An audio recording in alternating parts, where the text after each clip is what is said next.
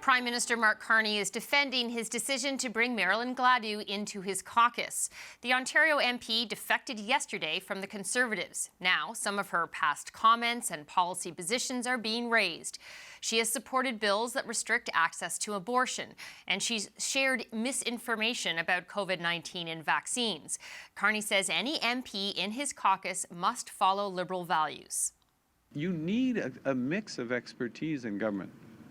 You don't need a government of just lawyers. It's good to have some lawyers. You don't need a government of just people who've been politicians. You need government. It's good to have doctors in your government. It's good to have people who've been engineers. It's good to have people who've worked in non-governmental organizations, who've worked in philanthropies, been teachers, been nurses, others. You want to have that diversity of perspective. We're getting more of that diversity, not just geographically, but from experience, at a time that's crucial for the country. But what also everyone knows in that caucus room is the fundamental rights that this party has fought for and will always stand for.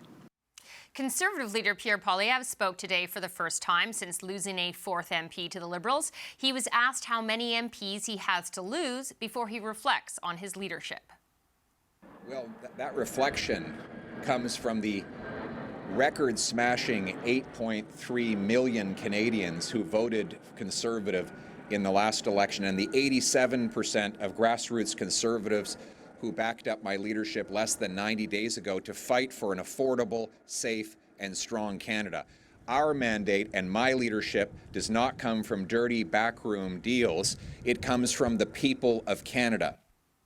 Time now for our Reporter Roundtable. Robert Fife is the Ottawa Bureau Chief for the Globe and Mail. Mia Rabson is Deputy Parliamentary Bureau Chief at the Canadian Press. And Joel Denis Bellevance is the Parliamentary Bureau Chief for La Presse. Welcome, everyone. JD, I am going to start with you. So Carney says that his values haven't changed, his party's values haven't changed. What did you make of his defense of his newest MP? It was a pretty good defense, and I think he explained to people that the Liberal Party is a big tent. The tent is getting wider than what used to be the case under Justin Trudeau. But I reflected upon past years.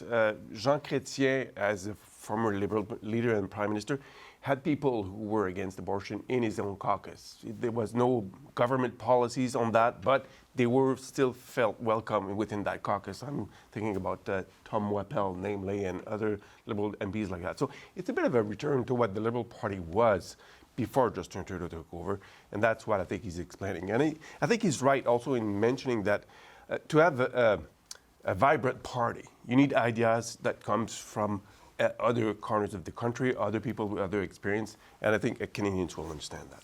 Bob, is it enough to have an MP vote along party lines, even if that's not actually what they believe? Well, look, she's a hypocrite. I don't know how she can look herself in the mirror. Let's be honest about this. She was a big surprise to everybody covering Parliament Hill, because if Marilyn Gladu is joining the Liberals, then who the hell is next? Because she is clearly on the right wing of the Conservative Party. But I do agree with Joel that I remember the years of the Chrétien years. He had a big tent party. There were about 25 to 30 members of Parliament who were many of them were pro-life. They were certainly conservative. They had won, there was a split between the Conservatives and the Reform Party, and a lot of these people won ridings, particularly in Ontario, where they were basically conservatives. And Chrétien handled them very well in the very same ways. We have liberal values. We respect the right of a woman's choice. You can advocate for it if you want, but that's our government position.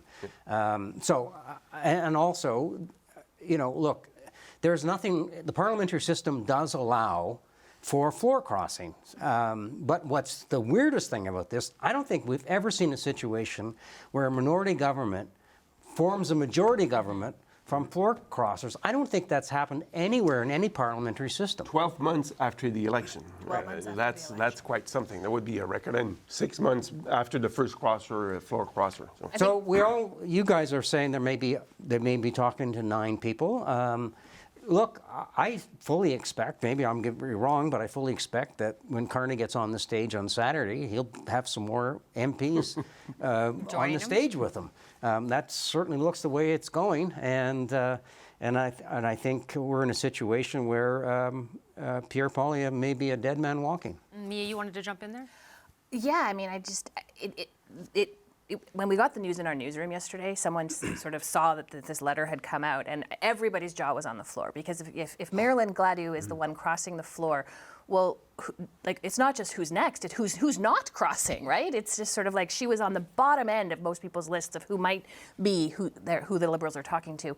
I do think that the Liberals' defense of this is interesting. I had a long conversation last night with a Liberal who said that unity does not come in a country like Canada from just talking to the people or siding with the people you already agree with. That if you actually want unity, you actually have to bring in the people who you disagree with, who aren't always on the same side as you. And it's an interesting perspective. There's a lot of spin, obviously, going on in that statement, but it's a perspective that I don't think that really fits a lot with the partisan politics that we are used to. I do think it's also a sign of Mark Carney's sort of very heavily focused attention on the economy, on building, and all of these other issues that they're dealing with. Those to him right now are kind of noise. It's not that they're not important to him. He just doesn't want to focus on them. So what she has said or done on other things right now, it's not important to him. She stood up, said, I want to work with you. I want to help you get things done. And he's willing to welcome her in. For the Conservatives, however, it might be unprecedented that you get a majority from floor crossing. When was the last time a party leader lost 4 MPs to a different party in 4 months? Like, it's really... It's not just the number, it's the time frame. It's the time frame. It's really, really rare. And the fact that we know that there's potentially more coming, that there are at least others that are even considering it, that alone weakens Mr. Poilievre. The idea that even others, even if they haven't, might still do so. So it's a really, really awkward situation for Mr. Poilievre. I thought today he looked a little bit rattled in that press conference. Yeah. He wasn't totally off his game, but he definitely did not seem as sharp as he often is. Well, but JD, don't you think he should have been expecting that question? Because I wondered at his response to try and pivot to the electoral results, because he's done that before, and that clearly hasn't stemmed the tide. So what do you make of his response? Mr. Poilievre's response? Yes. Well, I think he did point out something that is, I think, maybe becoming a bigger issue. Like, we voted one way, and why is it that 6 months later, 5 MPs have changed their mind and switched to the governing party? But as Bob has said, I agree fully, it's part of our institution. It's part of the parliamentary system. And the way, though, that Mr. Carney managed to work with other parties is interesting, but also with leaders of provinces. Look with who he's getting along very well. Doug Ford comes up very fast on your list. And Mr. Ford is clapping because Mr. Carney might get a majority on Monday night. Scott Moe, he gets along very well with whom, and they're provincial Conservative government leaders. So that is very fascinating. So that we shouldn't be surprised that Mr. Carney is managing to attract Conservative MPs because he gets along with Conservative leaders in this country, like Scott Moe and Doug Ford, for example, and Tim Winston also in Nova Scotia, with people with whom Mr. Poilievre does not get very well these days. And that might be part of it as well. What did you make of Poilievre's response? Well, pretty weak. I mean, I think we all agree to that. He's basically digging in and saying that he's going to stay because he got 8.2 million votes in the last election campaign, and he got a ringing endorsement from the grassroots at the convention in January. But the fact of the matter is that he can't continue to bleed Conservatives like this. At some point, the caucus is going to have to turn against them. And I just don't see how he's going to be able to survive because what Mr. Carney has been able to do is to tell these Conservatives, I'm serious, I'm really not a politician, I'm serious about trying to fix the economy, diversify trade, and a lot of these policies Conservatives would find very comfortable with. And I think that's the appeal from Conservatives to Mr. Carney is that he's a serious guy and he wants to do things. And the problem they have with Mr. Poilievre is that he hasn't changed his stripes. He's still this partisan, kind of angry guy a lot of the times. And if you want to come here in Parliament to do something, he's not giving you much of a reason for staying within the party. And Mr. Carney also made a decision, which is that I don't want to have an election campaign because I've got too much to do. So let's try to get members of Parliament to come over and join us in trying to fix the Canadian economy and deal with Donald Trump. And so far, it seems to be working. He's definitely getting the people coming over to him. Do you think, Mia, that he's taking the challenges of party unity, caucus unity seriously enough? Or do you think he's glossing that over with poaching as he's poaching? I mean, I'm sure he's taking it seriously. Whether he understands the politics of this has always been the question about Mark Carney, right? I mean, he didn't come into this as a lifelong politician. I mean, he's dealt with politics for much of his life. But that's always been the question is, can he actually be a politician? I think that within his own caucus, he might find bigger problems than necessarily with the new people, but maybe with some of the more progressives. I mean, I was getting texts yesterday from some who were pointing out repeatedly places that Marilyn Gladu has said things, not just sort of some of the COVID-19 and supporting the Freedom Convoy, but things on the environment and climate change and plastics. And her positions have been very opposite to what the Liberals have done, and there are definitely people in that caucus who are a bit nervous. So one of them told me yesterday they think it's a mistake, that he's made a mistake with this, that it's going to cause some problems. So I do think there's going to be some rifts there. At the same time, people like to win. The Liberals right now are winning. I mean, people like to join a winning team, and so you're not likely to see too many people. We haven't seen a lot of people speaking publicly for that reason. They're winning. They're she's also swallowed herself whole. Yep. She's now, everything she believed in, she no longer believes anymore. And she's been wearing red. I know. She should have. Oh my God, give me She a certainly break. had a lot of red in her wardrobe, didn't she? But I agree with you. I mean, I'm sure we've heard it from a lot of Liberals. They're just shaking their heads like she was the last person anybody expected. And I'm not sure that she's going to find herself all that comfortable within the caucus. Although she did win awards for being the most collegial. So sometimes, being a nice person. You know that stuff I said, I don't really believe. And she gets along very well with Marjorie Michel, who's the health minister from Montreal, and they often chat and all that. I'm not sure if she was one of the conduits. I know Evan Solomon was instrumental in getting her to switch to the Liberal Party, but I think still caucus unity is important for Mr. Carney. But he knows that his caucus knows that they're there because he ran as leader and lifted up the Liberal fortunes. They are still sitting in government because of Mr. Carney. So there is some, I would argue, some caucus loyalty that is still developing with Mr. Carney, and it's probably going to cement, I would say, Monday night when they win that famous majority through those by-elections. And Carney and Andrew Scheer and Chris Workington has been calling all kinds of Conservative MPs trying to gauge whether they're going to bolt or not bolt. And the problem you have is nobody knows.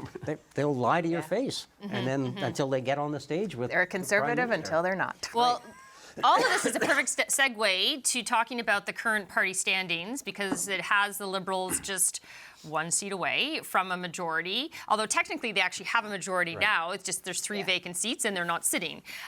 So they're sitting at 171 seats. The Conservatives are at 140, although the combined opposition is 169. So we all know that the Liberals could secure that majority through Monday's by-elections. Or before, obviously. That's because they're favoured for people who need to catch up. With the two Ontario races, we still obviously Terrebonne's a bit of a toss-up, isn't it?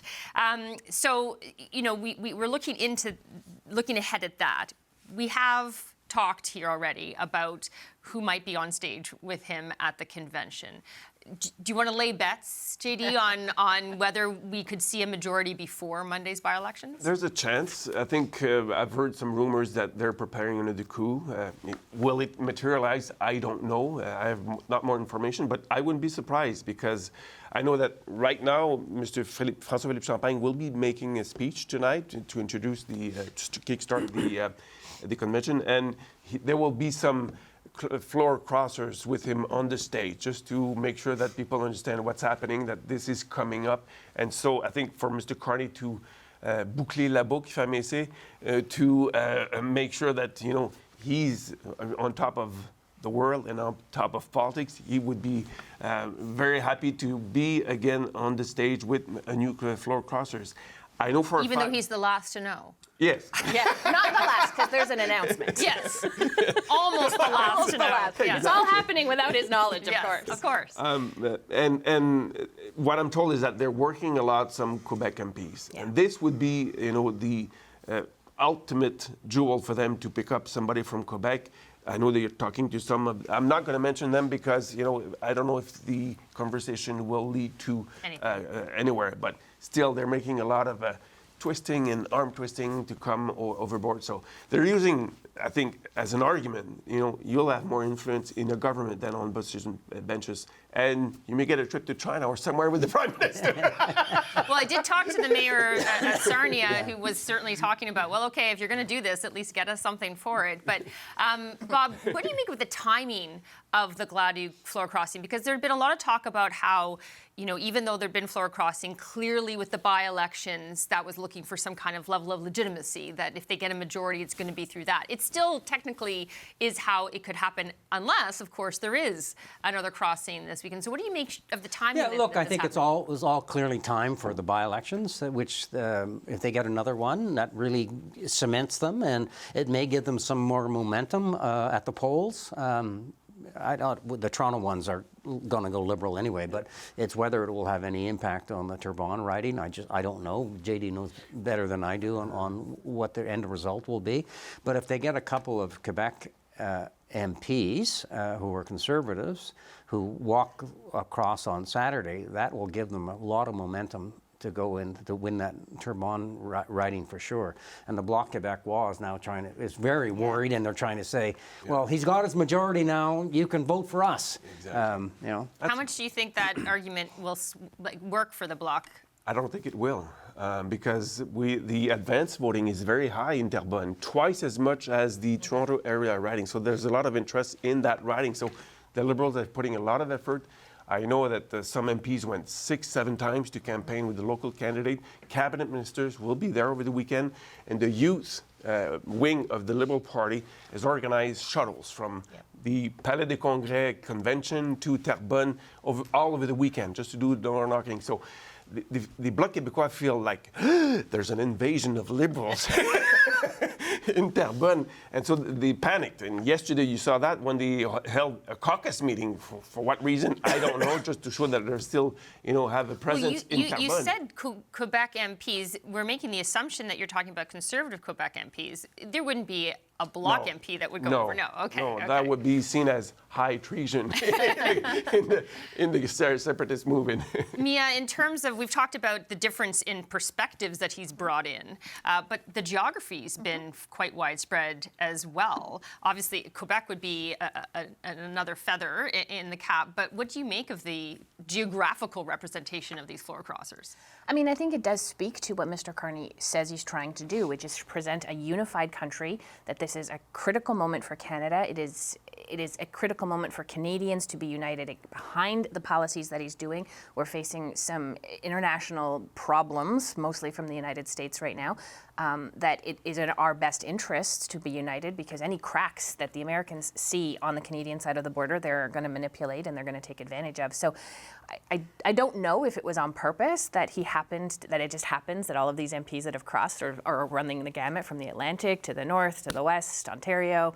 We haven't seen a Quebec crossing yet. I mean, I'm hearing that there are several Quebecers, more Ontario, British Columbia. I mean, who knows what the rumors are to believe right now? And again, if Marilyn Gladu is crossing, then the list of those who might not is very, very small. Can you imagine being in the office of Pierre Poilievre now, and you have no idea who is going to cross? It's sort of, Now everyone has to be on your bingo card. right, everybody. Yeah. Like someone said to me yesterday that if you had given me a list, I could pick 100, she wouldn't have been on it. And there's only Speaking 140. Of Marilyn Gladu, I believe she is actually speaking now at the convention, so we'll just pull that picture up.